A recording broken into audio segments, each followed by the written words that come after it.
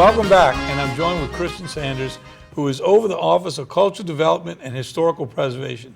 Welcome, great to be with you today. A lot of great things happen around the state. Thanks for being with us. Thank you, it's great to be here. So your office handles the tax credits, both Louisiana and the national credits. Tell us a little bit about that program and what it's meant to Louisiana.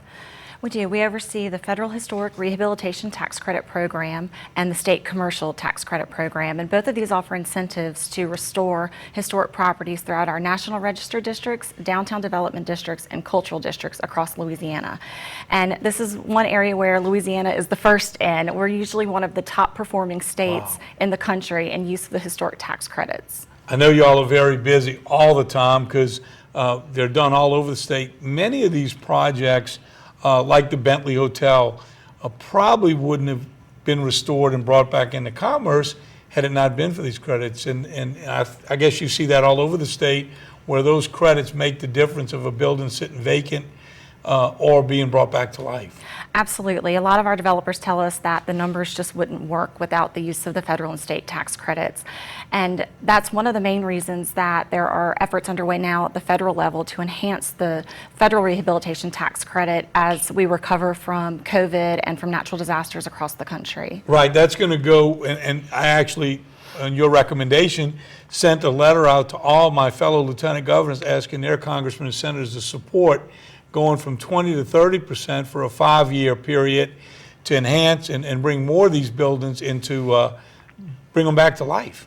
Yes, the credit has not been modernized in over 30 years, and so these enhancements would increase the credit temporarily for 5 years, raise it to 30% permanently for smaller projects to really help our rural communities and small communities across the country, and make the credit easier to use and simpler to qualify for. You know, one of the things I tell people, as we redo these buildings, there's less and less inventory. So the older buildings that maybe don't make financial sense are the ones that need it the most. So up in those credits, when there's less and less inventory every year, because the low-hanging fruit has been taken off the market. So when we look at these credits and some of the projects, I tell some people they got to be a little crazy because venturing into these old buildings, you never know what you're going to find. They're very expensive, and those credits make it a little bit more tempting to do that. You also wanted to recognize Ray, who just left with Main Street. He got an award. Yes, Ray was named as the 2021 Preservationist of the Year by the Louisiana Trust for Historic Preservation, and they're specifically recognizing him for his work with our Louisiana Main Street program. Wow. You know, I was bragging on him when he was here, and he so humbly wouldn't say that, but that goes to show the work, just like you and your team. You go anywhere in the state to meet with those people, help walk them through the process. We're blessed to have so many passionate people working in Main Street Historical Preservation, and you've got a video you want to show us a little bit about the program. Yes, we've got a video on the enhancements to the federal tax credit to show. Let's take a look. For more than 40 years, the Federal Historic Tax Credit has helped save our nation's most important historic buildings.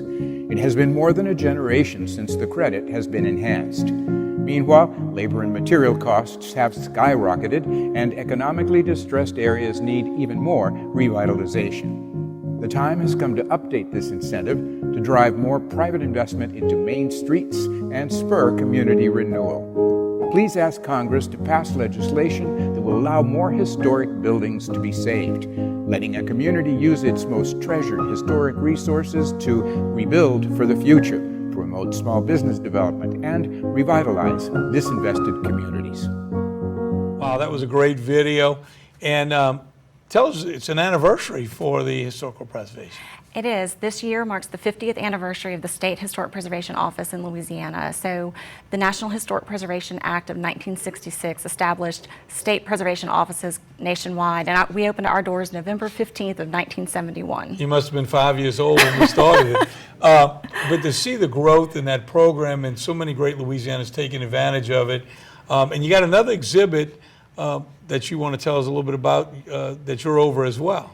We partnered with the Capitol Park Museum to do a Mardi Gras shipwreck exhibit. It's a ship that sank in the Gulf of Mexico in the early 1800s, and 10 years of research and recovery of over 1,000 artifacts led to this exhibit we have up through February 12th at the Capitol Park Museum. Wow, I want to get over and see that myself. I know some of the artifacts we've recovered over the years has been incredible. Kristin, thank you so much for being here. Thank you for the work your team does. We're so lucky to have so many passionate people working in that area all over the state.